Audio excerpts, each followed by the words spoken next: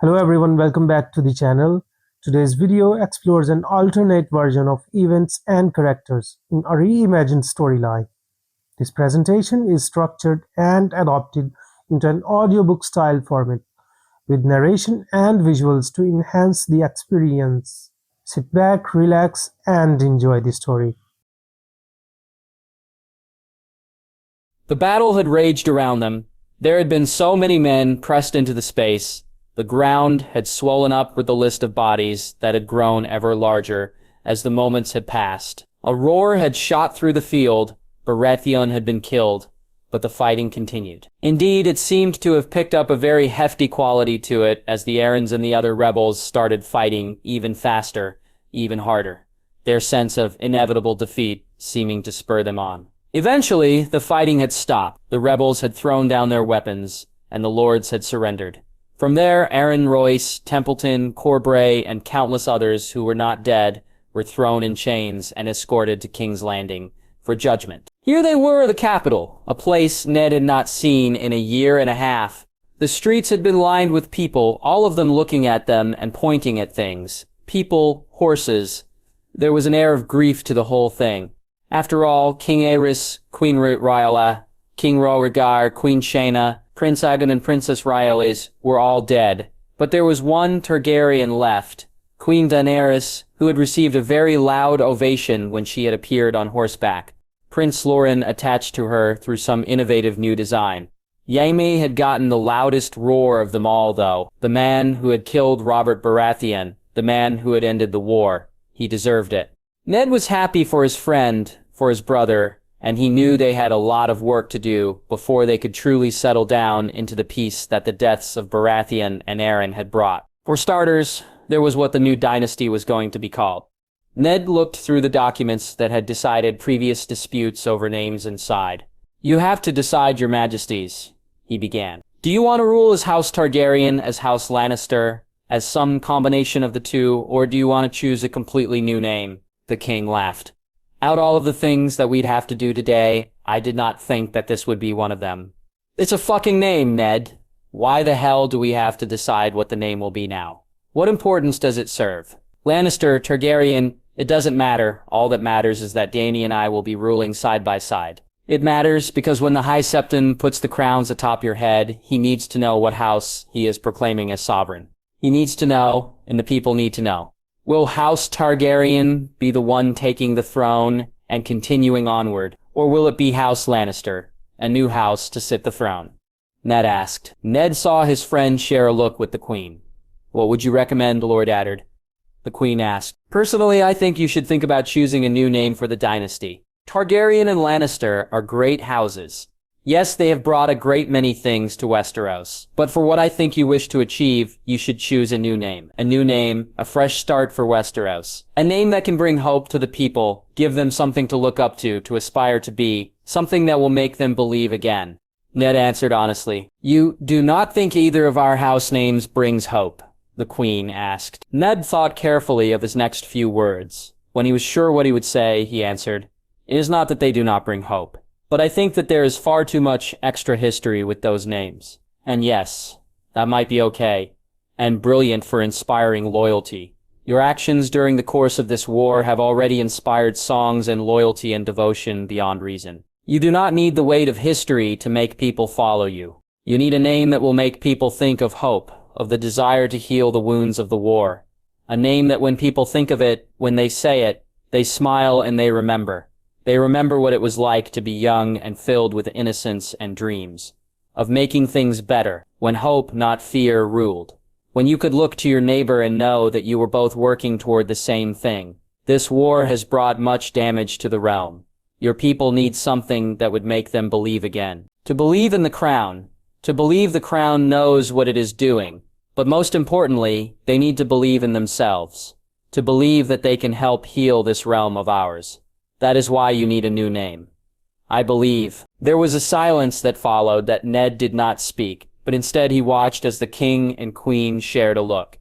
How they said so many words using on a few facial expressions. He smiled slightly as he observed them. They made a good couple, and they would make a very good king and queen. It seemed that they had made their decision. for the king looked at Ned then and said, Luciferus. Luciferus, Ned replied, raising an eyebrow. It means light in Valyrian and the Old Tongue. Jaime replied, and Ned was surprised he did not know his foster brother knew how to speak in the Old Tongue. And we are going to be showing the people of Westeros the way into the light. It only makes sense that we name our new house after that. It is a statement of purpose, after all. Nodded. It made sense. Very well, I shall inform the High Septon of the name. He paused, and then asked, and what of Dragonstone? Will Prince Loren become Prince of Dragonstone? Yes, the Queen answered, and we've decided to appoint Segurjurion as Castellan of Dragonstone. It seems he would do the best at ensuring that the accounts are managed and that the people are kept fed and clothed. At least until Loren comes of age to rule. And when will his investiture happen? Ned asked. When he turns 3 and 10, when he is old enough to truly understand what it means, Jaime stated. A wise choice, your majesties, Ned replied. There was a brief silence, and then Jaime spoke, his tone a mix of commanding and questioning. With the small council, there were some things we wanted to get your advice on, my lord. Whatever you need, your majesties, Ned replied. Lord Staunton died during the Battle of the Bridges. Lord Chelstead managed to keep a calm head during the chaos within King's Landing. Ser Gerald is dead, but Ser Arthur has been named as Lord Commander of the King's Guard. Lord Stokeworth was not worth the air he breathed, and Varys and Pycelle have proven useful. As Hand of the King, we wished to get your opinion on who should fill the vacancies and whether those who remain should keep their positions, Aine stated. Ned still felt a bit of surprise at the fact that he was Hand of the King, but then he supposed it made sense. Jaime was good with getting the people to like him, and Daenerys was good at managing a household, and she was not afraid to speak her mind when the need arose. But neither of them knew how to do the dance of the game, as he did. He had written to Ashara after the announcement, and she had expressed her support. He missed her, and couldn't wait to meet her and their son soon. He turned his attention back to the matter at hand. I think Varys should keep his position as Master of Whispers. He might have missed many things, but he has ensured that the rebels never advanced within the walls of the city. He ensured that they never got to within the city limits during the war. And I think that the counsel he provided to His Majesty King Aerys was invaluable in helping shape the reforms that the king had proposed. Furthermore, keeping him here means it will be easier to keep an eye on him. Jaime nodded, as did Daenerys. As for Pycelle, he is getting on in years, but he can still do his duty. And with you on the throne, your Majesty, I think, will continue to serve loyally. Furthermore, there are plenty of other masters here who can remind Pycelle that his replacement is just waiting around the corner. Ser Arthur is naturally a very good choice for Lord Commander, and a finer Lord Commander. I do not think you will need to decide on who will fill the spots in the King's Guard left vacant by the deaths of Ser Gerald, Ser Egwene, Ser Jonathor, and Ser Harald. Lord Chelstead should remain as Master of Coin for the time being. I believe he has done a good service to the crown and continued to find means of funding the war effort, where lesser men might never have managed. He paused to think, then continued. As for the Master of Laws, while Staunton's death is a loss, it is not that great a loss. I believe that either Lord Blackwood or Lord Tarley would make good Master of Laws. They both understand the legal code, and both have some knowledge of the changes that King Aerys was planning before his death. He took a moment to catch his breath. He felt tired all of a sudden. There was a lot more going on that he needed to sort out, but he would address them later. I think that Lord Wyman Manderley or Paxter Redwine would do well as Master of Ship. The Valyrians have a boy for a lord, and as such that is not the sort of thing one would want for a powerful position. Very well, thank you for your suggestions. We shall of course consider them with all due propriety. Jaime responded. The Queen spoke. Now, as the realm continues to heal, we shall need your input as to how to ensure that the dreams my father and brother had do not go to waste. We will also need to prepare our own laws to ensure that the reforms that we wish to see implemented are indeed implemented. Tell me, what do you make of the legal overhaul, particularly that of the changing of the fifth tax? The fifth tax was a tax that had been in place since the reign of King Daenerys the Wise. It ensured that a fifth of every source of income was brought into the royal coffers. However, the findings of Lord Chelstead and Ned had made when they had worked on this before the war had shown that there had been years, sometimes even decades, when the thing had not been collected properly. There were always those who thought they could get away with skimping from the crown, but they had been caught before the war and punished. Now the reform to change it from a fifth to a fourth made some sense. I think that it is the right decision. I think that the increased presence of the royal guards and inspectors during the collection process will ensure that it is actually collected in a full amount. Furthermore, with the way the war had panned out, those who had previously expressed opposition to it are now dead or soon to be dead. The queen nodded, seemingly satisfied. Yaime had one more question, it seemed. Though, what would you do with the Vale, Ned? Most of their lords have refused to submit, as have most of their immediate heirs. They claim they were fighting for their holy right, and they shall not bend. Executing all of those lords means there will be a huge gap in power in the Vale. I do not want Daenerys Aaron appointing yes-men for himself. There. Ned had thought over this issue a lot on the ride down to King's Landing, and as such he had a solution, or rather a work in progress. I would assess the candidates of replacement to these lords. I would spend time with them, watching their movements, seeing how they hold themselves, and then I would make a decision, a balance between those that denies wants and those that actually suit the crown's purpose would make sense. And that is something I believe holds true for the Stormlands as well. Very well, thank you. You may go rest. Lord Eddard, you look ready to fall asleep now, Queen Daenerys said. Ned bowed and turned and walked out of the room. As he walked down the hall, his mind was whirring with the thoughts of how to handle the disbursement of the Northern Army. He would need to return to the North for that, and he would need to make sure the soldiers were paid fairly. He would need to look through his accounts for that to make sure there was enough money.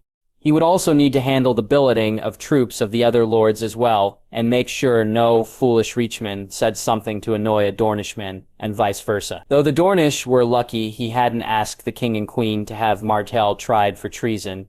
The man had not sent any men to answer the king's summons, supposedly because he had been busy fighting pirates during the war, but Ned was not so sure about that. Regardless, the days of the Martells and Dorne getting special treatment were at an end, and if that thought brought him special relish, well, perhaps it was deserved. He felt a shoulder knock a lady's shoulder. "My apologies," he said. The lady giggled. There was a strong smell of perfume around her. "Not to worry, my Lord Hand.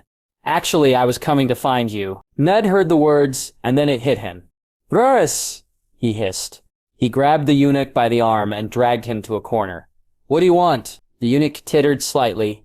"I've come to give my thanks. I know that you've told the king and queen to keep me on. I thank you for that.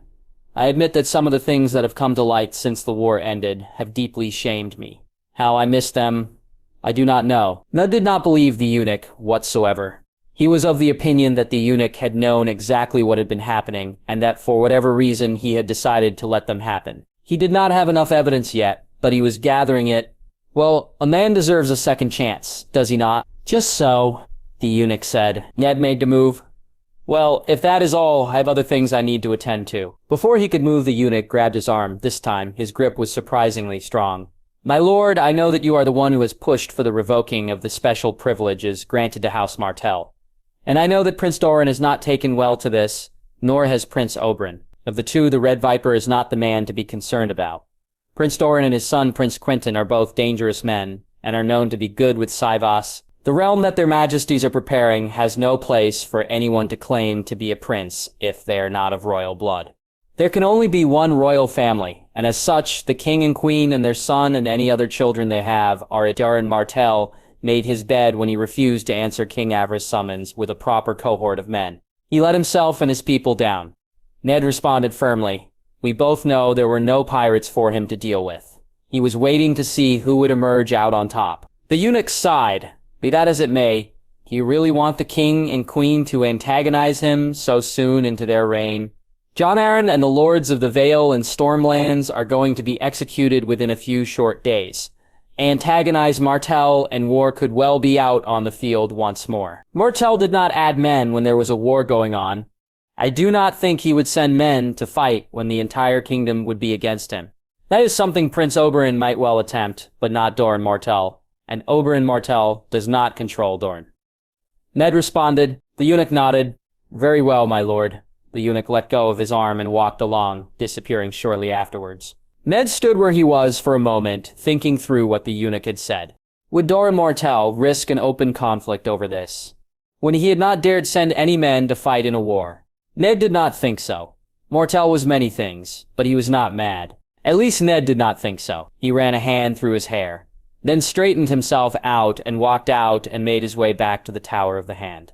He walked up the steps, opened the door, and got to the main room. He stood there, memories playing through his head. Learning at Lord Tywin's side, playing with Yurno in Tytos, and so much more. He sighed, ran his hand over the top of a chair, then made his way up another flight of steps to his rooms.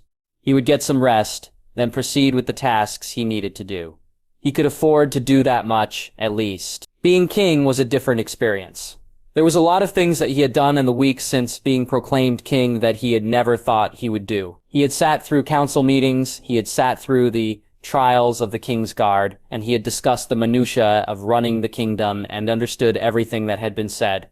These were all things that he had not thought he'd have had to have done before the war. It helped that Dany was there at his side, talking with him, not at him, about everything that needed to be done and sorted. His wife had a real understanding of how the system worked and where it could be changed and adapted. That was something that was to be expected, considering she had grown up in King's Landing.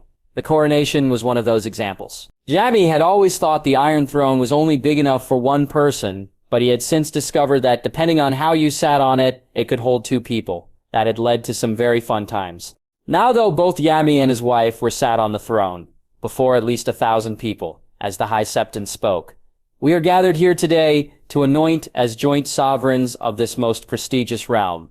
Jaime and Daenerys Luciferis, two people bonded in marriage and in sickness and health. They are together to bring the kingdom to the greatest heights it has ever seen. Before the gods today, I do hereby start the process of anointing the sovereigns of Westeros. There was a brief pause, then the High Septon nodded, and together Jaime and Dane spoke. Together in spirit, mind, and body, we do swear we are one and the same. We are the crowned persona of the seven, the old gods, the drowned god, and the gods of the forest. We are the realm, and the realm is us. We are there to bring peace and prosperity for the realm and to all of its inhabitants, be they great or small. We are there to ensure that when war is waged, it is for just cause. We will preserve and uphold tradition and ensure that Westeros continues to advance forward and does not stagnate. We will listen to good counsel and expel those who would lead us down the wrong path. The light is our guardian. Hope is what we will bring to the people of Westeros. We swear it before ice and fire. We swear it by the old gods and the new. Jaime looked at Dany and smiled. His heart still skipped a beat when she smiled back at him. The High Septon nodded and responded. As representative of the seven and the chosen representative of the gods today, Jaime could have sworn he heard Ned snort, which he found quite funny considering it was Ned who had suggested that the High Septon serve as representative for all the face. Do hereby recognize your oath and do contend to promise that this shall be done for all time. The High Septon took the oils from his helper and placed them on Jaime's right and left shoulder, doing the same to Dany. He then placed water on Jaime and Dany's foreheads. That done, he said, "In the name of the Father, the old God, and the old man of the sea, I do declare that we shall see the reign of House Luciferis bring light to the world, bring forth the lords of the realm." Mother came forward with Tyrion and baby Loren and kneeled. Tyrion and Mother spoke the oath together. "We of House Lannister and Luciferis do pledge our unending loyalty to you, our sovereigns. We promise to uphold the laws of the land as you state them. We shall ensure that the Westerlands always knows who to go to for protection and for guidance. We do swear that we are always to be the loyalist of vassals." Jaime and Dany raised their hands, and Mother and Tyrion and Loren left. They were followed then by the small council. Ned as Hand of the King led the small council in their oaths of obeisance. "We are your men, life and limb, from this day to our last. Our service is yours forevermore. For as long as you should require counsel, we are here to provide that for you. The realm will be better for your presence on the throne, and we shall endeavor to ensure that it always works for the realm and for yourselves. We swear it by ice and fire. We swear it by the old gods and the new." Again, Jaime and Dai raised their hands, and the small council rose and departed. Jaime saw Lord Taxley, the Master of Laws, whisper something to one of his pages, and the boy almost froze on the spot. Now that was something. Next were the various Lord Paramounts and other great lords. They swore their oaths. Jaime and Dany nodded and did the required thing as acknowledgement. Other lords came, knights came, merchants. A whole host of people came to swear fealty, and on it went. Jaime found himself getting tired. It was damnably hot in the throne room, with so many people packed inside it. He wore red and gold robes, and he could feel the sweat beginning to gather. He found himself looking at the banners spread out across the room, the sigil of House Luciferus, a crowned and winged golden lion on a banner of black and red. He smiled. That was something he would never got tired of seeing, nor was the woman at his side. Eventually, the oaths were all finished, and in a dramatic flourish, the High Septon moved forward and brought forth 2 crowns. The oaths have been sworn, the promise is made. My lords and ladies, I present to you the new king and queen of Westeros, King Jaime and Queen Daenerys of House Luciferus. The crowns were placed atop their heads, and the gathered lords and ladies cheered and shouted their approval. Jaime and Dany raised their hands to wave. Jaime noticed that Dany's crown was the crown that Queen Rhaenyra had worn as had her father before, a circlet with diamonds and rubies encrusted inside it. Jaime's own crown was slightly more elaborate. Golden crown with 7 points for the kingdom, with gold and ruby diamonds, a lion and a dragon dancing on the front. A crown for a king, as Dany said. He stood up alongside his wife, as was dictated, and spoke. Thank you all for coming. Today marks the start of a new age. No longer shall the shackles of the past hold us down. From now onwards, we move forward. We move forward together. The light is at the end of the tunnel, and we shall move forward together as one to clasp it and bring it to Westeros. There was a roar at that. Then Dany raised her hand and the doors opened, and the lords and ladies were allowed to funnel out to get changed into new clothes. Not them, though. They remained where they were, preparing for the feast to come. Jaime took a breath as the last of the lords filed out of the room. He turned to look at his wife and smirked. You know, I think all of this would be worth it, if only to see the look on someone like Tarly's face, if he ever learned what we'd done on the throne almost an hour before this whole thing happened. Dany laughed and swatted him, though her cheeks were slightly flushed. I think he'd probably be horrified, as would Ned. Jaime laughed. I think Ned's done more dangerous things since Asherah's been here than he would otherwise do. He smirked at the memory of seeing his brother's shirt incredibly ruffled coming out of the Godswood the other day. He moved toward his wife and whispered, I can't wait to take all of this off of you. His wife smiled and replied, and I can't wait to see you without any of this. She held up the robes. They kissed then, and as they started moving back toward the throne, there was a quiet cough. Yaxley broke off the kiss and saw Cyril standing there, the Lord Commander dressed in gleaming armor. I am sorry to interrupt your majesties, but the first lords and ladies shall be re-entering the room in roughly a moment. Jaime grumbled at that, but Dany put a hand on his arm and said, Thank you, Sarar. Arthur, we shall present ourselves properly. With that, Dany took his hand and led him to the front table where they would be seated. The throne not really being practical for eating meals, though as he looked at his wife, at her flushed face, and her dress, he thought there was something a little tastier that he would rather be trying. He felt a stiffness down below and quickly pushed the thought from his mind. It would not do, after all. They sat down and then stood up as protocol dictated. Accompanied by the Kingsguard, they walked out of the room from the back way as the doors opened and the lords and ladies entered. They stood in a shadowed alcove, watching the lords and ladies talking as they entered the throne room. Lord Chelstead seemed oddly enamored with Lady Stokeworth, and Jaime had to repress a snort at seeing the old man's failed attempts at flirting. Lord Redwine demonstrated ample tact in allowing his nephew, Lord Willis, to accompany Lady Lyanne into the throne room first. Ned's sister was something completely different, filled with fire and spirit. She and Cersei had gotten along quite well, surprisingly. Seer Barristan appeared then and said, They are ready for you, your majesties. Jaime looked at Dany, who smiled at him. He took her hand in his, and together they made their way to the throne room. As one, everyone stood when they entered.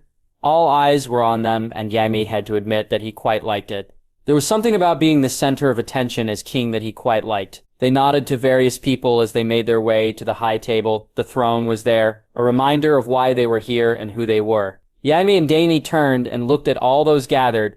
There were roughly 1 million celebrations going on throughout the kingdom today. Jaime knew that. Varys had reported it in the council meeting the other day. He smiled and said, Thank you all. Today we begin a new chapter in this great country's history.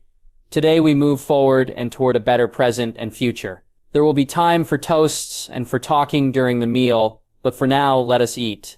There was a loud cheer, and he and Dany sat down. Others took their places as well. The first course was duck rolls with sauce, which was simply delightful. He hadn't realized how hungry he had actually been until he'd had his fourth roll. Donnie giggled. "Someone's built up an appetite. This king business is hard work." Jaime replied, putting some salad on his wife's plate. "After all, we've got to stand in these elaborate robes and listen to empty words all day sometimes. I think this is the least they could do to ensure we're happy to do this nonsense." His wife giggled again.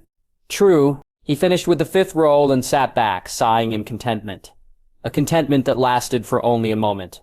For Lord Targaryen spoke, his voice curt. "Your Majesties, forgive me for the intrusion, but I feel that this was a matter of grave importance." Yagami closed his eyes for a moment, then answered, "Then speak, my lord." "On the matter of Lord Royce, are you sure you wish to ensure that he is put to death at the same time as the other traitors? The man did provide some useful information that has allowed the men of the Gold Cloaks to root out several potential dissenters within the city." Tarly said, though Yami had the idea that this was more Lord Willie speaking than Lord Tarly. His future good brother had been quite vocal about protecting the Royces for some reason. "I am sure," Shame said, looked at Dainsey, who nodded, then added, "We are sure. Royce might have provided useful information, but he is still a traitor, and the punishment for treason is death." Lord Tarly nodded. "Very well, your majesties." The man fell blissfully silent after that. The next course of chicken and lamb with an assortment of vegetables and rice and noodles was placed before them. Yami tucked into the meal with a hearty relish. He ate and drank, and occasionally listened to the conversations his wife was having with various ministers or nobles. But really, he was focused on the food before him. It tasted absolutely amazing. He would have to give the cooks a raise in their pay to make sure they continued to cook food that was this good. Eventually, the food was gone from his plate, and he took some time to take a breath and look around the room. He saw Ned and Nashara talking to Mother. He saw Cersei and Lord Admir talking about something quite heartily, judging by how flushed Cersei looked. Other lords were discussing things that were perhaps pertinent to them, which was fine. He knew Varys or Ned or Jerian would inform him of anything remotely treasonous. Considering all that had happened recently, he felt content. He was happy. His wife and son were healthy and happy, and so he was as well. The kingdom was healing, slowly but surely. It had only been 3 moons since the Battle of the Bridges, but things were progressing. "Your Majesty," a voice drew him away from his musings. He looked at the source and found himself looking at John Connington. Internally, he groaned. Externally, he smiled and asked, "Lord Connington, how might I be of service?" Lord Connington was a man who had a good heart, but could be quite annoying as he pushed quite hard, quite often. "I wanted to know whether you had reached a decision on the lands of the Marches. Dondarrion, Catherine, Swan, Fell, Grandison, all are to be executed on the morrow, and their lands confiscated. Their heirs died during the fighting, leaving a power vacuum in that part of the Stormlands. Is not something that would bode well for anyone, nor would leaving Storm's End vacant." Jaime had considered demolishing Storm's End. The seat was nothing more than a reminder of what a traitor had done. But Dany and Ned had convinced him that perhaps Storm's End could be used as a place to garrison soldiers loyal to the crown. Connington might be loyal, but he had always been more loyal to King Rhaegar than anyone else, and having men loyal to the crown to watch over him couldn't help. Of course, Yami had not yet announced this, and so was hesitant to do so just now. Instead, he focused on the first question that Connington had asked. "House Selby shall gain half of Dondarrion's lands. The other half shall belong to the crown. Blackhaven shall be a garrison for the crown. Stonehelm will go to Balon Swan, a young man who fought bravely for the crown against the rebels, though he shall not have all of his lands or income. Fell and Granson's castles are being torn down and their land taken for the crown. Their houses will die with their lords and heirs. Catherine will keep a quarter of their lands, and Sered Boras Catherine shall become Lord Catherine." Boris Catherine was a fool, and the Maester was a Lannister cousin, meaning that the crown would effectively control Catherine lands and holdings. "And Storm's End?" Connington pressed. "Storm's End is a matter to be decided after due consideration," Jaime said. Connington nodded. He might not have liked Jaime's answer, but he accepted it and therefore did not pursue it anymore, bowing before him and getting up and moving on. Jaime turned to his plate and found a third course presented. This time it was slow-cooked beef with potatoes. He smiled and leaned over to his wife and whispered, "I love you." This was his favorite dish. He saw Dany smile. Then he turned back to the food and tucked in. As he finished, a spoon hit a glass, and Uncle Geryon stood up, his face flushed with drink. His words were clear, however. "I think that the time has come for a toast. With permission, of course." Other and Zia looked at Da, and they both nodded. Uncle Geryon continued, "We are entering a new age. There are 2 young monarchs on the throne. One who is a hero of the war. We have 2 monarchs who are willing to listen and see reason, but also 2 monarchs who are willing to hold their ground and defend their position. They are the future, and it looks brighter than it has done for many years. I say, we are very lucky to have you as our king and queen." "Your Majesties," Uncle Geryon raised his glass, and there was a loud roar of approval at that. Jaime raised his glass in toast, and Dottie got up then. "Thank you, Uncle Geryon." She looked around the room, "And thank you to all of you, my lords and ladies, for coming. The realm is still healing from a damaging war, and on the morrow we shall send the traitors responsible for it to their deaths. That is a small justice for those who died fighting for something they believed in. My husband and I," and here Dottie took hold of his hand, and he stood up, "promise that we shall do all in our power to bring Westeros to a great height, for there is only one kingdom, and we are stronger when we are together, not apart." "Rightly so," came the shout. "Long live the king and queen," came another shout.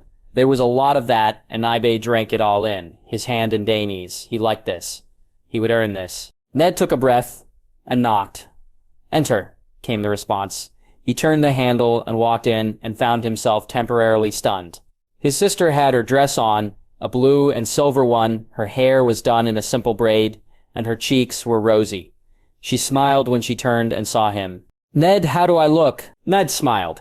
"You look beautiful. Lord Willis is a lucky man." His sister blushed and turned back to sorting something out with her dress. Ned stood there for a moment simply looking at her and wondering when his sister had grown up. He still remembered the little girl who always used to be underfoot, chasing after him and Brandon and playing with swords and doing all sorts of things. He ran a hand through his hair and asked, "Is there anything I can do to help?" "No, it's okay. Thank you, though." Lyanna replied. She stopped fiddling with her dress, looking at him through the mirror. She asked, "Did you come to make sure I wasn't having second thoughts?" It was a joke, Ned knew. He had seen Lyanna with Lord Willis, and he knew his sister was smitten. Lord Willis was a very smart and conscientious man, and he seemed to enjoy Lyanna's unique style of humor. However, her question did give him an opening. "How are you feeling, Lack?" His sister's eyebrows shot up. "Are you comfortable with everything? I know that this was arranged during the war, but are you okay with it all?" Lyanna turned around then and faced him. Her eyes had a determined glint to them. "I am quite comfortable with what's going to happen, Ned, thank you. I know that this was a betrothal and marriage of convenience originally, but I've gotten to know Lord Willis in the time I've been here, and I quite like him." His sister took a breath, suggesting she had spent some time thinking about this. "He's not like some of the other men or boys who came to court me at Winterfell. He actually pays attention to what I say, and why I think what I think. He's not just interested in my name, and yes, I know that's because he comes from a great house as well. But I also know it's because he actually wants to get to know me. He's got similar interests to me as well, and I think that we have a good base to start from." Ned nodded and smiled. "And that is all for the good. You know what will happen during the wedding ceremony? There will be 2 sets of vows that will need to be exchanged, and there will be 2 declarations at the end of the ceremony. Once both are done, then you are officially man and wife." Lyanna stood up, took hold of his hands, and said, "I know, Ned. I have been paying attention." Ned laughed abashed. "Sorry, just making sure." Hardym and Daenerys had been quite clear about this. The marriage between Lyanna and Lord Willis would be the first of many marriages between followers of the Seven and the Old Gods, and so would have 2 sets of vows, and declarations of what the vows meant. It was part of their new role as heads of the Seven and the Old Gods, and as such was a new law that had come into being. Any resistance to it had been muted, especially since so many of the former rebels had been those who had turned against the ideals of both faiths. Lyanna grinned. "You're more nervous than I am, Ned. That's sweet, but I promise you, everything's going to be fine. I won't forget what I have to say, and I won't do anything embarrassing. I'm not a child anymore." Ned leaned forward and kissed his sister's forehead. "I know. They smiled at one another. Then the bells began to toll, indicating that it was time. He extended his arm and Lyanna linked her arm with his, and together they walked out of her room, down the hallway, out onto the bridge, over the bridge, then into the Godswood. The Northmen were all present. As was most of the court, the Godswood seemed packed, and it was... The High Septon looked uncomfortable amongst the trees of the Godswood, but Jaime, dressed in red and gold, his crown atop his head, and Blackfire strapped to his back, yes, every inch the king he was. The High Septon nodded to Lord Welles, who wore green and gold, a rose quite prominently present on his doublet. "Who comes?" The young man's voice did not waver, which impressed Ned. "Lady Lyanna of House Stark. Who claims her?" Ned answered. "Lord Willis of House Tyrell," Lord Willis replied. Ned led Lyanna to stand before the heart tree and stepped back. The heart tree's eyes bled red, as they always did, but here there was a different tint to red. The High Septon spoke. "We are gathered here today for this most important of unions. The marriage of a follower of the old gods and a follower of the Seven. We come to celebrate this union, and we come to ensure peace throughout the kingdom. A united Westeros is a strong Westeros." Ned saw Jaime smile at this, and knew that the High Septon had been told to say that. That was good. It meant his brother was learning. The High Septon continued, "There is much that must be done today, but the principle is the same as it always is. The two before me have vows to say. I would ask that they say them." As was custom across the religions, the man spoke first. "I, Willis of House Tyrell, do promise that, from this day until my last, I shall protect you and love you. I will listen to your counsel and your good days and your bad. I will provide for you and hold you. You are mine and I am yours, from this day to my last. I swear this by the old gods and the new," Lyanna replied. "I, Lyanna of House Stark, promise that, from this day until my last, I shall love you, provide counsel, listen to you, protect you, and care for you in your good days and bad. I will provide for you and hold you. You are mine, and I am yours, from this day to my last. I swear this by the old gods and the new." Ned handed a ring to Lyanna and watched as Lord Willis's uncle handed him his ring. The rings were exchanged and placed on the other's finger. The High Septon spoke once more. "Marriage is a most sacred bond. It is that which ties man to woman, husband to wife, and ensures that there is peace and stability throughout the realm. We have come from a time of war, and now more than ever we need stable homes and families. Consequently, we shall now ensure that the traditions of the realm are followed." This was definitely Jaime's words, coming through, though the High Septon seemed less ill at ease saying these words. Indeed, it seemed as though he had grown more comfortable, if his relaxed posture was anything to go by. "I will ask for the two before me to begin the vows." For a moment, it seemed as though Lyanna would not speak, but she took a breath and started speaking. "I, Lyanna of House Stark, do swear before the father to provide, before the mother to love, before the crone to guide, before the warrior to defend, before the smith to make, before the maiden to be pure, and before the stranger to stand strong with you and for you, my lord husband. I swear this with all my heart." Lord Willis nodded and replied, "I, Willis of House Tyrell, do swear before the father to provide, before the mother to love, before the crone to instruct, before the warrior to protect, before the smith to make, before the crone to listen and to rule, before the maiden to be faithful, and before the stranger to stand strong with you and for you, my lady wife. I swear this with all my heart." The High Septon smiled. "The vows have been said. Let us proceed." Ned stepped forward to take Lyanna's bridal cloak, as Lord Willis removed it and placed the gold and green of House Tyrell on her shoulders. As he held the gray cloak of Winterfell and watched his sister kiss her husband, he felt an odd sense of loss. His sister was married, a woman grown. She would not be in Winterfell anymore. He took a breath and stood back, and allowed the High Septon to speak. "The marriage ceremony is complete. These two are now man and wife, husband and lady. Let us move forward into a new time." A cheer went out at that, and Lord Willis and Lyanna led the party to the Red Keep. Ned watched them go, a heaviness in his stomach, a heaviness which was replaced with love when he felt Ashara's arm link with his. "Are you okay, my love?" his wife asked, and by gods he had missed her. He'd made love to her several times over the past 2 weeks, and each time he felt as though he was just getting started. "I am, my love," Ned responded. The thought of their son Rickon being cared for in Winterfell by Old Nan and the servants a painful one, but one that was necessary. Their son might be able to walk, but he was still too young to come to King's Landing. He watched as the other guests started making their way to the Red Keep, and he said, "Come, we should go as well." They walked in silence for a moment, Ned taking some time to admire his wife. She'd done her hair into an elaborate do, all twists and turns, which he would have a lot of fun undoing later on. She looked stunning, her dress clinging to her in a way that drove him somewhat mad with desire. She smiled, and he knew she knew. She whispered, "You know, if you keep looking at me like that, you might not make it back to the Red Keep, my love." Ned leaned in, kissed her, and replied, "I'm hoping for that." Ashara laughed, and he felt his attraction push blood down his body. "You're a monster, my love," he whispered, and Ashara laughed again. They kept walking, making their way to the throne room where the bride and groom were seated, the king and queen next to them. Ned and Ashara took their places to the right of the bride and groom. The king stood then, and the room fell silent.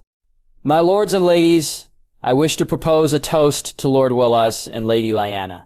Theirs is a marriage that has come at a time when the realm is healing. You are both marrying people who are good and kind of heart and smart. You will be more than a match for one another." Both Lord Willas and Lyanna laughed at that. The king smiled and said, "To Lord and Lady Tyrell." There was a toast to that, then the food was served. Ned enjoyed the starter, but he was not really focusing on it too much. He was listening to the conversations around him. That's how they decided to implement the quiet stop and search at the Mudgate to ensure there were no weapons being smuggled in. It had worked, and they'd found the fools trying to smuggle weapons into King's Landing. Now as he listened, he picked up snippets about the food, about the latest vintages of wine, about some sort of confrontation happening on the markets in Bravos. He would need to do more reading into that. Generally, conversation was genial, and so he relaxed a little. The food was replaced with some more, and he tucked in. "I think that the drawings of the new sheriffs of Blackhaven and other newly acquired royal lands is a smart move by His Majesty. I think previous sheriffs had not done their duty properly, and so we had the situation that we had. What do you think, Lord Yaddard?" The question drew him out of his own enjoyment of the food, and he was irritated by this, but found his irritation disappear when he saw that it was Lord Dane who was asking him the question. Dane and Connington were looking at him expectantly. "I agree, my lord. I think that the current crop of sheriffs have put their duty to the crown before any petty grievances that they might have with other officials within the region. Such a thing can only be good for the realm," Ned said. Seeing Connington's eyebrows rise, he asked, "Do you not agree, my lord Connington?" Connington was a man who had a lot of issues. He was one of King Rhaegar's most devoted friends, but had not liked the king's wife. He had fought alongside the king during the war, and had been badly wounded and had nearly tried to kill Robert Baratheon whilst half dead himself. Since then, he had been given Lord Paramancy of the Stormlands and had seen his own lands expanded greatly. He spent more time in Griffin's Roost now than he had done before the war, and Ned knew why that was. Connington's voice was soft when he replied, "I think their majesties have done a very sensible thing. I merely think that some of the sheriffs do not have that high of a standard when it comes to their deputies." Ned forced down a groan. This was an old argument, one that Connington had made before the king and queen at their last court session a week ago, and he had been promptly dismissed. The evidence countered him greatly. "My lord," Ned began, trying to keep his voice calm, "I believe that this is an old and tired argument. The sheriffs have brought in a greater amount of revenue and profit than any previous intake in the past 2 moons than before. The system is working. If there are a few bad apples, they have been weeded out and destroyed." Connington looked as though he was going to say something in response, but then clearly decided against it. The man excused himself and moved to go elsewhere within the throne room. Ned watched him leave, his good brother snorting. "I think he has gotten lost amongst the Stormlands. He does a good job, but he has no purpose now that King Rhaegar is dead. He is lost." Ned nodded. "A shame. Perhaps having him marry would do him better than to leave him alone like this." Ashera turned to speak then, and it seemed from her response that she had been listening. "I do not think Lord Connington will ever marry." Ned quirked an eyebrow and asked, "Why do you say that?" Ashera grinned. "His ability to love died when King Rhaegar did, and I believe that he is more than happy to have his cousin succeed him when the time comes." Ned thought over this, and then the realization of what his wife had said hit him and he nearly choked on air. He quickly coughed and took a deep gulp of water. Well then perhaps asking the king and queen for suggestions would do no good then. Indeed, Lord Dane said. If you excuse me, I must go. The man got up and walked away elsewhere. Ned watched his good brother go and then turned to his wife and asked, "Is he okay?" Ashura raised and lowered a shoulder. "I think he is growing tired and impatient of waiting around for Doran to make his decision." The man did not answer the king's summons when it came to war, and now it seems he is dithering about coming to court. Prince Quentyn, however, has made a good impression, and seems more than happy to comply with the king and queen's requests. If it means bringing more trade to Doran. Ned looked at Prince Quentyn. The young man had come a few days ago and sworn fealty to the king and queen on behalf of his father. He had slotted in well at court, a studious fellow, but one who knew how to take a joke and make one as well. He had become friends with Lord Edmure and Lady Cersei, and was currently making them laugh. "What do you make of Prince Quentyn?" he asked his wife. Ashara's lips pursed then, and her eyes narrowed as she looked at the man in question. Ned felt like kissing her then, but he kept his hands clasped together on his lap, and watched and she added up, or weighed the considerations, before answering. "I think he will make a better lord than his father. Doran Martell is too cautious and too slow. Things are changing. Quentyn knows this, and he knows that sometimes pride must be sacrificed for change. He wants to make Doran a place for trade, to attract the rest of the realm to it. He will be an invaluable ally for the crown." As was often the case, Ned found that their opinions matched up, and he smiled. "Then I await the day when he becomes Lord of Doran." Ashura nodded. The king stood up then, and his skin looked slightly flushed. "The vows have been exchanged, the food has been eaten, the wine has been drunk.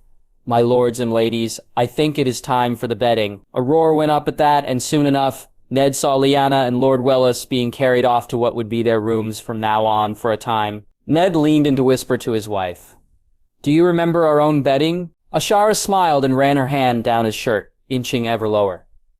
"Oh, I remember it very well." Ned's breath hitched as her hand ran over his front. "Would you like a second go this time around?" His wife smiled wickedly, her hand resting quite firmly on his front. "I would love a second go." Ned thanks the gods that the others had all but gone, for he took his wife's hand and stood up and hurried out of the hall back to the tower, his wife laughing all the while until he started kissing her. Then she started moaning with pleasure. The crown was a heavy burden to bear. She had seen how it had affected her father, and how it had started to affect her brother. That was why she was glad she had someone to share the burden with.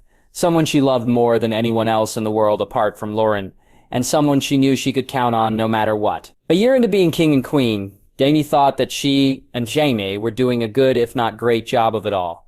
Taxes were at a relatively stable level. Income was high. The distribution of lands after the war had meant that the peasantry now had more benevolent lords looking after them, which had increased productivity, consequently making the initial legal and economic changes that they'd implemented well received. Dany wasn't foolish enough to believe that the good times would last forever, and she and Jaime were planning for that time, but for now things were good and she was enjoying that. She smiled as Jaime wrapped his arms around her. "Morning?" he whispered. "Morning," Dany replied. She turned and looked at her husband. Jaime had started growing a beard soon after his 16th name day, and it looked good on him. It made him seem a lot more rugged. She liked it.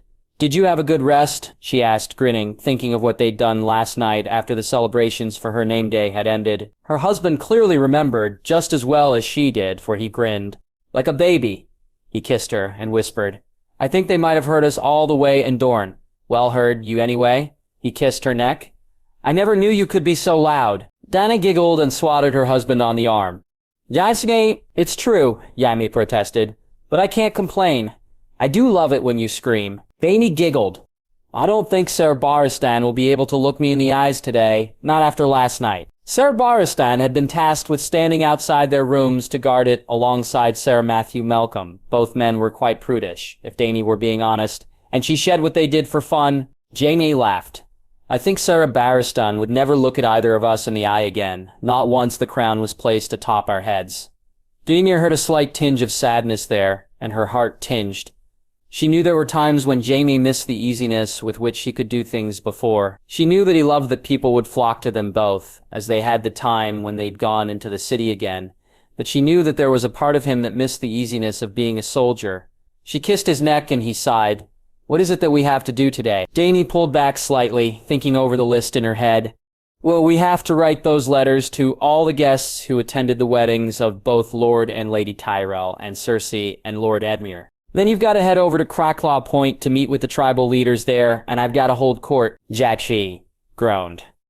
Why do we have to write letters to these people? It wasn't our wedding they attended. I know Cersei, she and Edmure have probably already sent out their thank yous. And considering their wedding was a good 2 moons ago, I wouldn't be surprised. Wouldn't it be a bit silly for us to send out our own thank you letters now? Their wedding was only a moon ago, Dany said. She remembered because of what she and Jaime had done once the guests had left, and that was when she became convinced that she was with child again.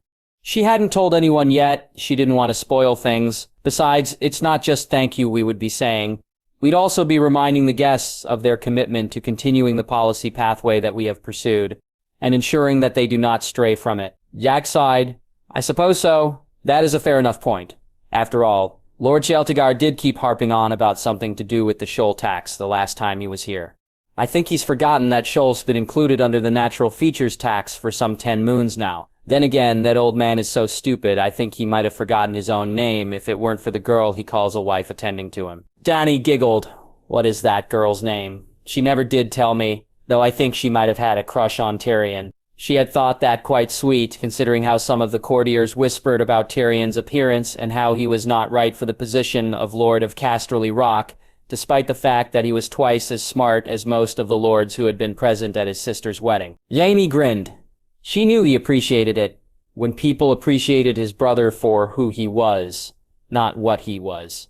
I think her name was Shayra. I'm not sure.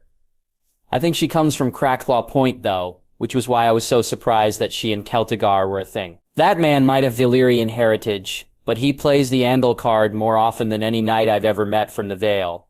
And that's saying something, Dany laughed. My father always used to say the same thing as well. She paused then, a slight twinge of grief filtering through. She was not in mourning anymore, hadn't been for some time. But occasionally the odd twinge of something would come through. As always, Jaime was there, pressing a kiss to her forehead, murmuring, I know Celtigar is eccentric, but I am sure it's something we can handle. Dany smiled. Jaime always knew what to say to get her away from the ledge of grief, whenever it threatened to come onto her unsuspectingly. This is very true. Now we had best get changed and ready. We've got a busy day. Jaime sighed. I know. Dany kissed his lips, reveling in how they tasted, and then got up, wrapping a sheet around herself. Her maids entered and helped her dress. She chose to wear a silver strapless dress with the winged and crowned lion prominent in its center. Jaime whistled as she turned to show him. Now I just want to rip that dress off of you, he whispered. His voice sounded very husky. Dany felt something flutter inside her and replied, Well, you can't. Not now, anyway. She moved to the sink and brushed her teeth, and when she returned to the room, Lauren was there on the bed, babbling away to Jaime. She stood there for a moment, watching father and son play and joke. When Jaime looked up at her and smiled, she smiled back and said, Well, if it isn't my favorite boy in the whole world, Lauren gurgled, holding out his arms to her. Mama, he squealed. Adani picked her son up and held him. And what are we up to this morning then, sweetling? Going riding, Mama, her son said, smiling. With Sir Oswald. Dany smiled for all his gruffness.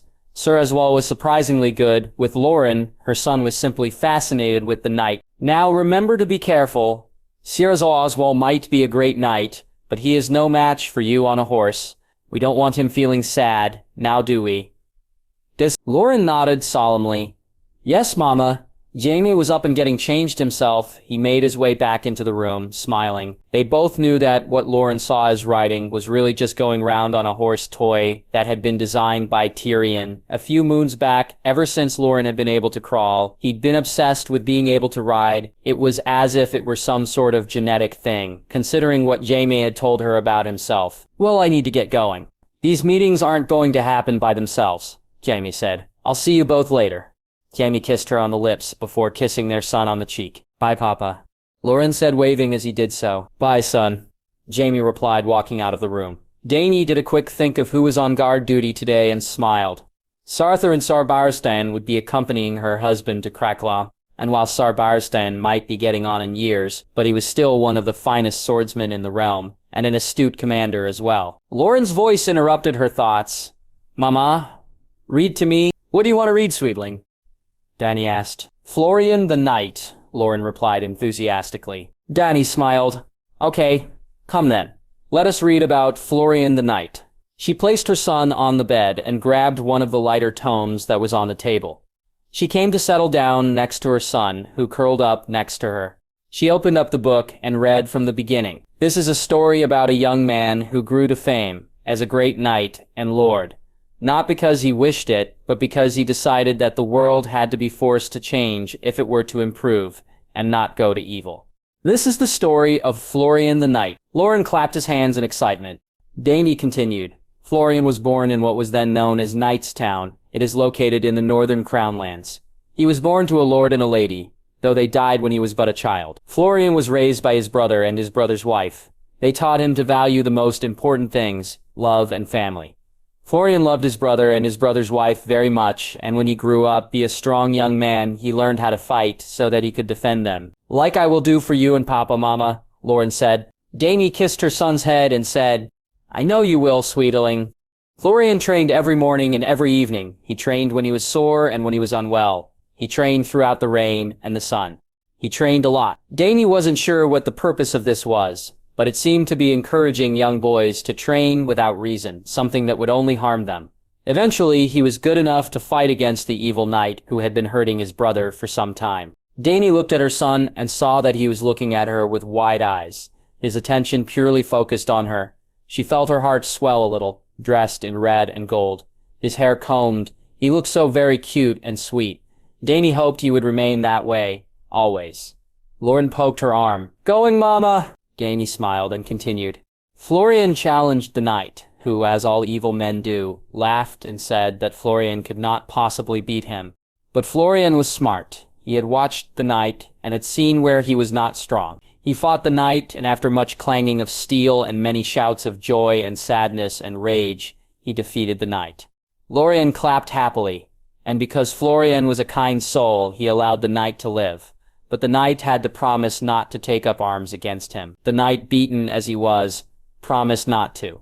And so began the legend of Florian the Knight. Lauren clapped excitedly, and Dany knew he was about to ask for more when there was a knock on the door. "Enter," Dany said. The door opened, and Lady Aemessa Targaryen, one of her ladies-in-waiting, entered. "Forgive me, your majesty, but it is time for the court meetings," the lady said, head bowed. Dany sighed and said, "Of course." She kissed her son's cheek and said, "We shall read about Florian another time, sweetling." Lauren did not pout. He did not even seem sad. He merely nodded and said, "Kay, Mama." Doris, the servant, came and took him to the nursery, where she knew Sir Oswald would be. Dottie got up, straightened her dress, placed the crown atop her head, and walked out of the room. Tarly and Sir Malcolm and Sir Dromond Rivers of the Kingsguard accompanied her. They walked in silence before the doors of the throne room were opened to her. The lords and ladies present all fell silent as she walked down the hall and ascended the throne. Sarah Malcolm and Sarah Borum took positions at the foot of the throne. The thing was so big that she knew she looked small compared to it. She took a breath, then nodded to the herald, who spoke. "Today, Her Majesty Queen Daenerys, first of her name, shall hold court. Those who have brought their grievances before the Queen may now speak." The first person on the list is Sir Benjen Storm, Knight of Seven Vales. Sir Benjen had a black as night beard and small green eyes. He bowed before the throne and then spoke. "Your Majesty, I come asking for aid in my grievance. There are wolves plaguing the land around my holdfast. They are culling my livestock and reducing my ability to feed my family and my people. However, because of the new regulations about hunting, I need several permits to be able to, and as such, none of my applications have had a reply." "How many have you submitted, and when did you submit them?" Dany asked. She knew why Jaime had implemented these new hunting laws. It was to prevent the greatest loss of animal life that they could, and ensure that there was still a natural order to the world around them. Of course, wolves in the Stormlands, much like the people there, hardly seemed to pay attention. Sarah Benjen seemed slightly perturbed by this question. 3 and 4 moons, and my last one was submitted a week ago. Your Majesty, I think there must be something that can be done. Dottie had not seen any such application, and Iaquin hadn't mentioned anything to her, and she knew that he would have, considering the subject matter. She looked at Lord Targaryen, who moved his head a fraction, indicating that nothing had been put through to him either. "Your request has duly been noted, Sarah. I shall address it forthwith." The knight bowed, gave his thanks, and moved into the crowd once more. The herald moved forward, then, and spoke once more. "And now Prince Doran Martell has come forth." A hushed murmuring followed the herald's words. Martell had sent his son in his stead to swear fealty, and to witness the weddings. But Prince Quentyn had been summoned home to Sunspear, and what he had termed urgent business. The man had seemed nervous when he had received the summons, and had not really said much. Now, here stood his father. Prince Doran was tall, taller than his son, slim, with short black hair, piercing eyes, and a slight limp. He bowed before the throne. "Lord Doran, how might I help you?" Daenerys asked. Doran Martell rose, his posture slightly rigid. "Thank you for allowing me to come here today, Your Majesty. I have come to address an issue that I believe is most pressing for the realm. I have come to ensure that my people are not forgotten in the rush for reform." Dane said nothing. She knew that with people like Doran Martell, it was best to remain silent. They would answer for themselves eventually. Sure enough, after a moment, Martell spoke. His tone hinted at his anger. "I have come to ask why Your Majesty has seen fit to remove the princely title of House Martell, considering the treaties that had been signed previously to confirm it." A hush filled the room. Dany was impressed by the man's brazenness, but that was about it. She knew that sooner or later this would come up. She also knew that the man's son had no issues with why the princely title had been removed. She took a breath, thinking through the legal arguments that Targaryen and Ned had found and the reasons that Jaime had presented to her. Firstly, those treaties were made on the basis that House Martell and Dorne would come to aid the throne as and when help was requested. 3 rebellions by the Blackfires in the previous war showed that the Martells have not taken this seriously. You did not show a lick of intention of aiding the throne during the previous war. That was the first infraction you made. Martell opened his mouth to speak, and Dany pressed on. Secondly, you have often been short or late in paying taxes, and this has been a trend since roughly 260 after the conquest. The rates when they have been paid have come with some sort of condition. That is another infraction on the treaties signed. Martell looked lost, and Dany knew he was finished. Thirdly and finally, there can only be one family with princely titles in it, and that is the royal family. Daeron the Good might have felt differently, but that was in another time, and things have changed considerably. Your privileges have been lost through a combination of your own arrogance and the necessity of the throne. She stared at Martell, daring him to protest, daring him to say something that could have him removed and Quentyn placed on the lordship of Sunspear. Instead, all he asked was, "What will our title be?" "Lord of Sunspear and Lord Paramount of Dorne. However, come late to the aid of the throne again, and you will not have a title or a castle. Furthermore, your son Prince Quentyn is to come and serve here as a member of the court," Dany stated. Doran Martell sighed.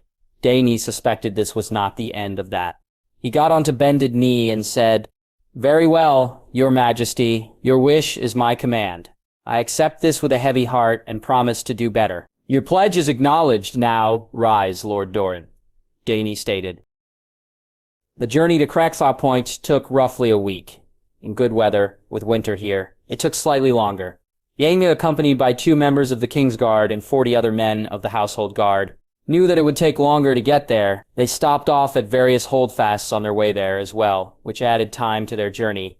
Jaime did not quite mind that, for it was good to get a sense of what the people of the Crown Lines thought of the changes he and Dany had brought to the kingdom, independently of court. The journey allowed him to see how the people of the realm were adapting. They spoke confidently of the coming economic benefits and of the increased share of the bounty that they were already experiencing. So far, there had been few true complaints, though Jaime wondered whether that would always be the case or not.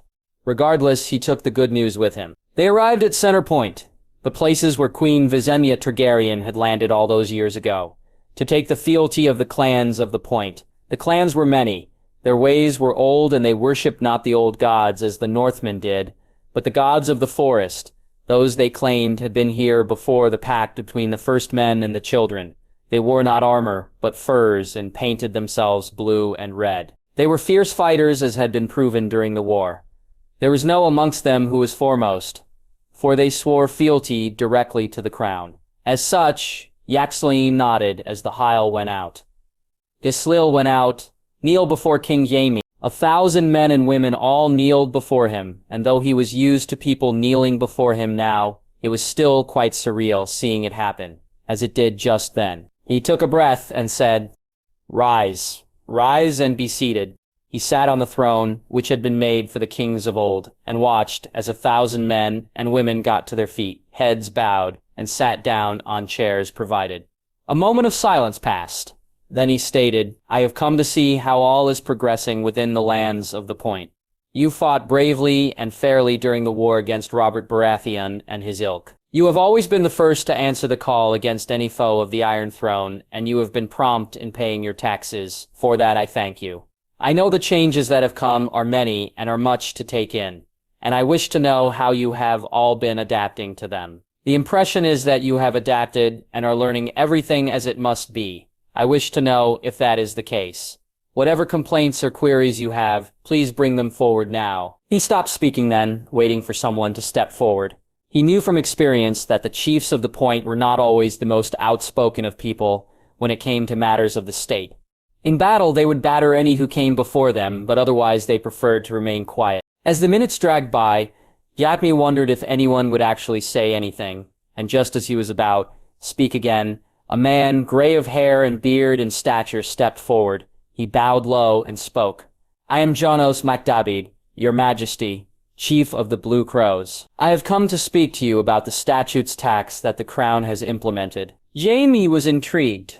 The statutes tax was a tax on all existing debt that an individual had yet to pay back to the crown, to encourage full repayment and no skimping on what was owed. It encouraged some 40% of debt holders to repay in full before the interest was added. Looking at Janos, the man held himself proudly. His shoulders were straight. His expression was unreadable, and Jaime found himself wondering how Janos could have amassed such debts.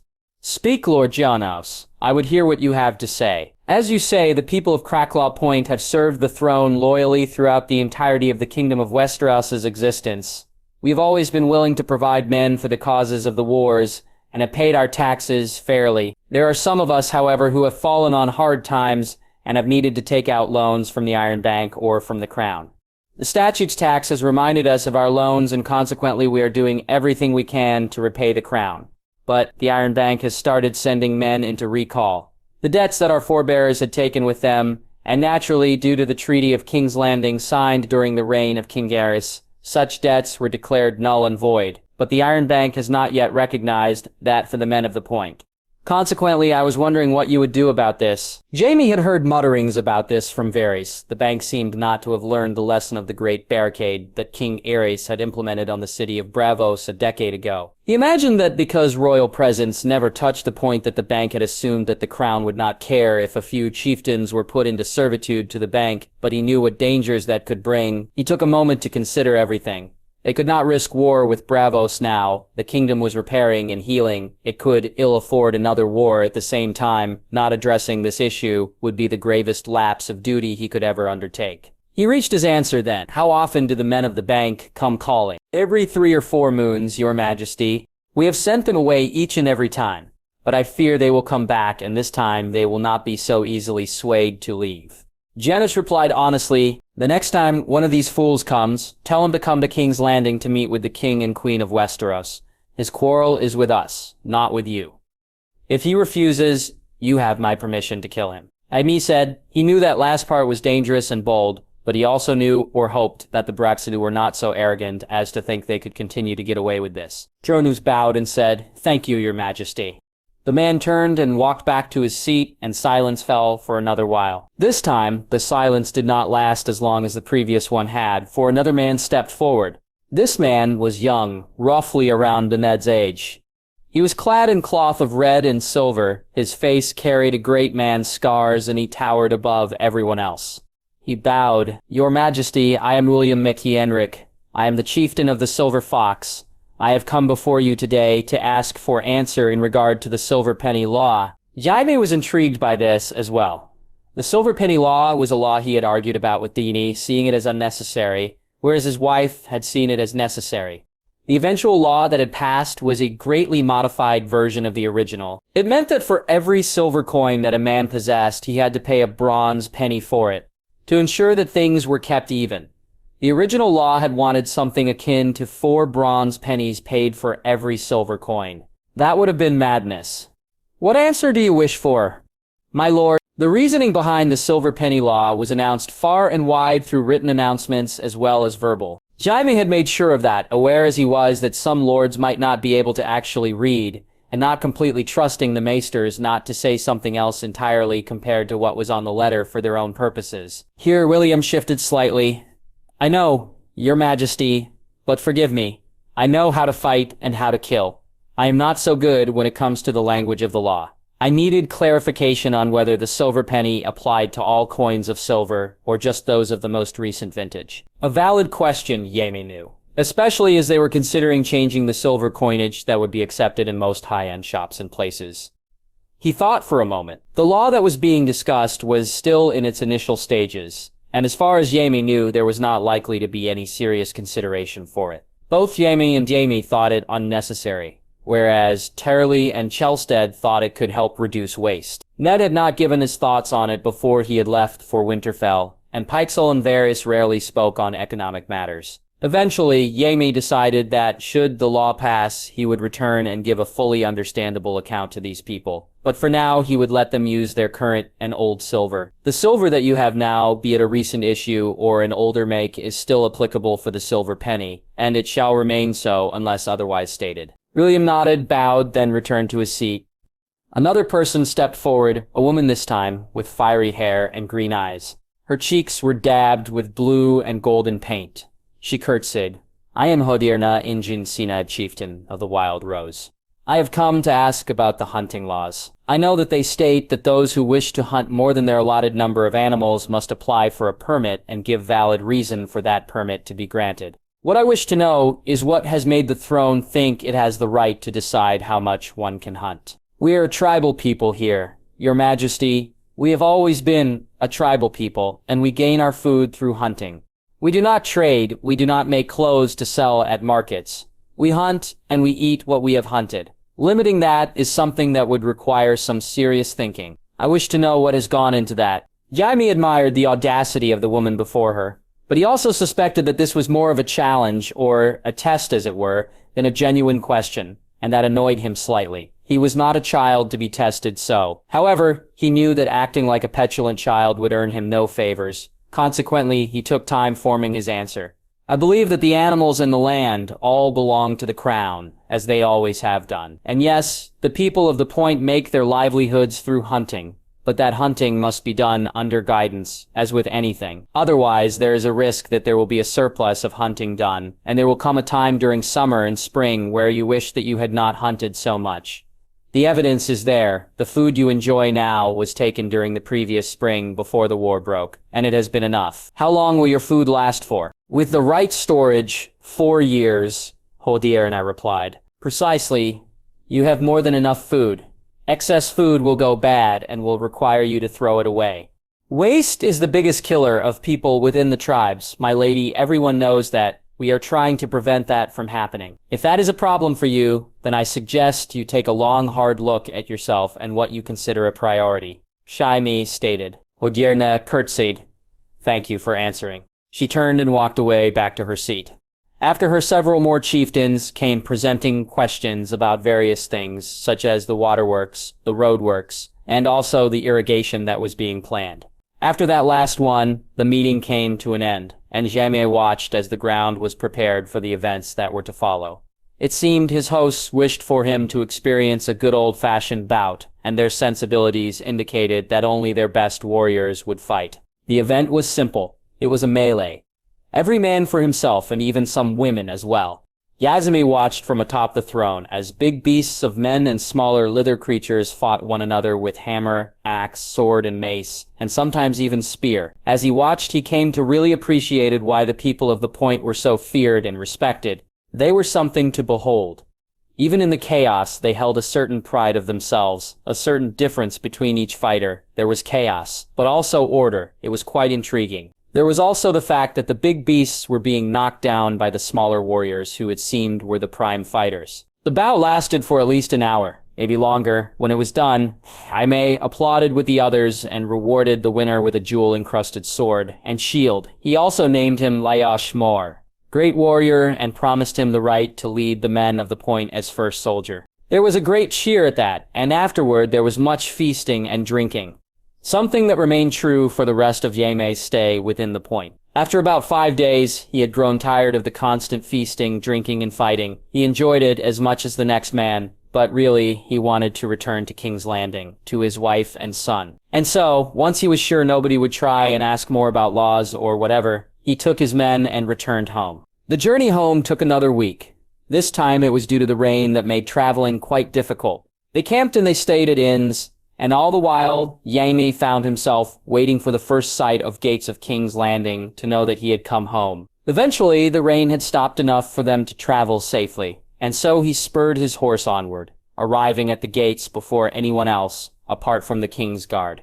Dany and Loren were there to greet him. He kissed his wife and took Loren into his arms, hugging his son tightly. They laughed and talked all the while, as they made their way back to the Red Keep and their rooms. Jaime listened as his son babbled on about riding and beating Serdar Oswell, and he listened as Dany spoke about her meeting with Doran Martell, and how the man seemed more than happy with bending the knee and rising as Lord Paramount of Doran.